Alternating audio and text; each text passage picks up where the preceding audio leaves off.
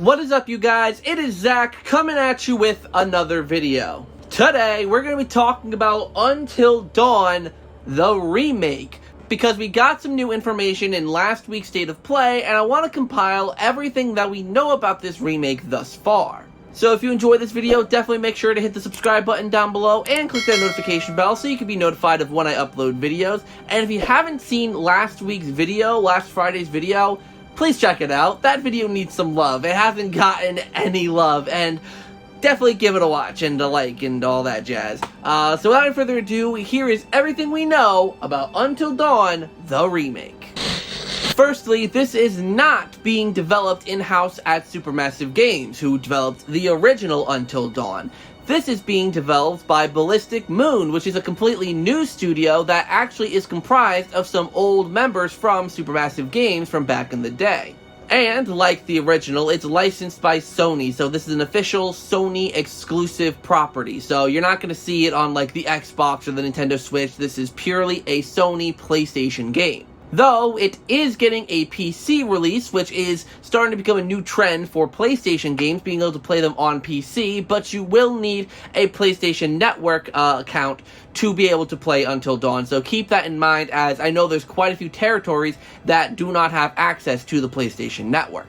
As for if it's compatible with something like the Steam Deck, that's something I'm not sure of yet. As a Steam Deck owner, I would love to be able to take Until Dawn on my Steam Deck on the go. I'm sure it would be a battery guzzler, but for Until Dawn, it might be worth it. So, fingers crossed on that one.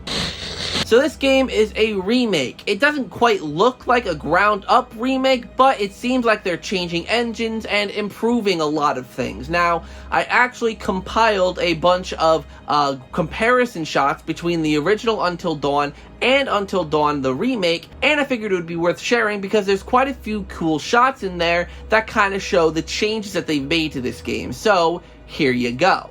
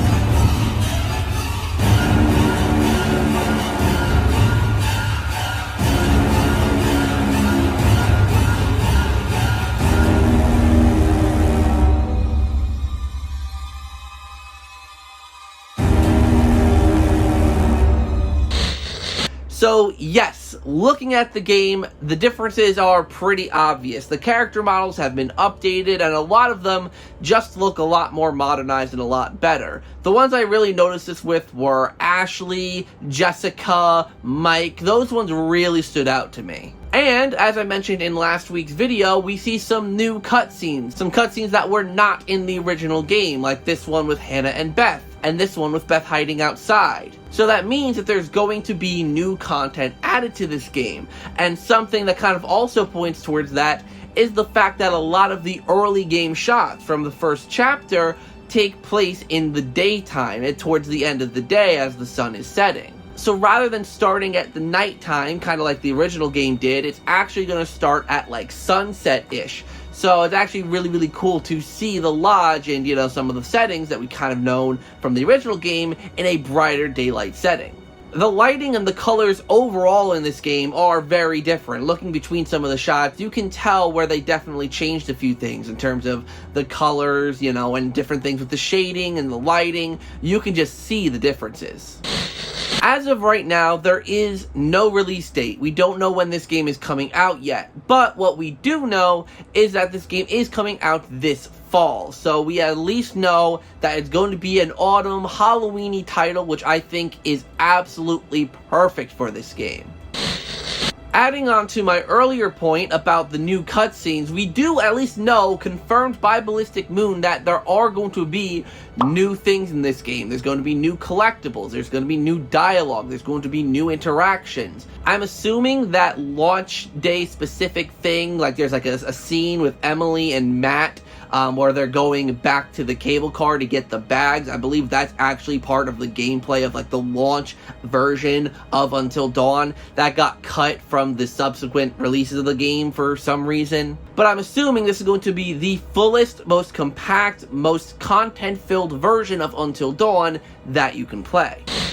So there's a couple things that we still don't really know about yet, and the two big ones for me are, first of all, we don't know if the Don't Move segments are returning. For those of you who don't remember, Don't Move segments are specific points in Until Dawn where you had to hold the PS4 controller still so that your character wouldn't move, so that they can avoid being caught by the Wendigo or avoid being caught by the Psycho, etc. And given that this game is getting a PC release and will probably have compatibility with controllers like the Xbox controller, a PC controller, keyboard and mouse, Nintendo Switch Pro controller, all those controllers I'm assuming are going to be compatible, it would probably be impossible for them to implement the Don't Move segments unless it were a toggleable option. So we don't really know what they're going to do with that just yet. They haven't said anything.